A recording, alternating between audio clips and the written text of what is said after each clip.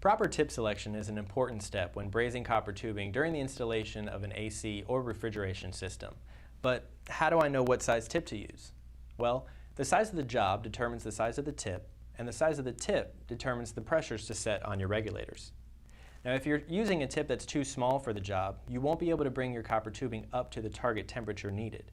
If you're using a tip that's too large for the job and you compensate by dialing back your fuel pressure, you will starve the tip. This means there will not be enough pressure to push the flame out and have it burning outside the tip. It will actually draw back inside and be burning inside the tip. This will cause your tip and handle to become very hot and can lead to equipment failure. To find the proper tip size for a job, reference Uniweld's HVAC catalog tip chart. This shows you all of the available tips Uniweld has to offer, along with regulator settings and tubing capacity for each tip. Typical HVAC line sets will be 3/8 or 7/8, so let's say you'll be working on a 7/8 piece of copper tubing. Scanning the copper tubing sizes on the chart, you see a tip with a 1-inch capacity.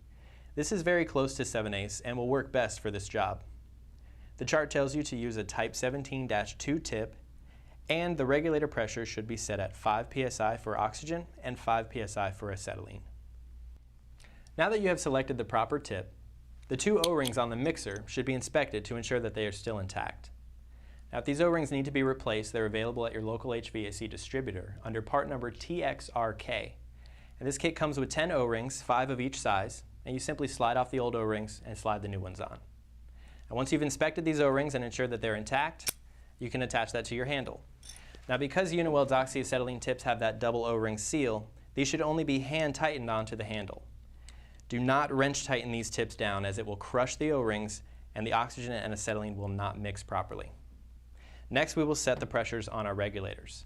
Now, the chart told us that our oxygen and acetylene pressure should be set at 5 and 5. However, the 12-foot hose that is connected will cause a pressure drop of about 2 psi.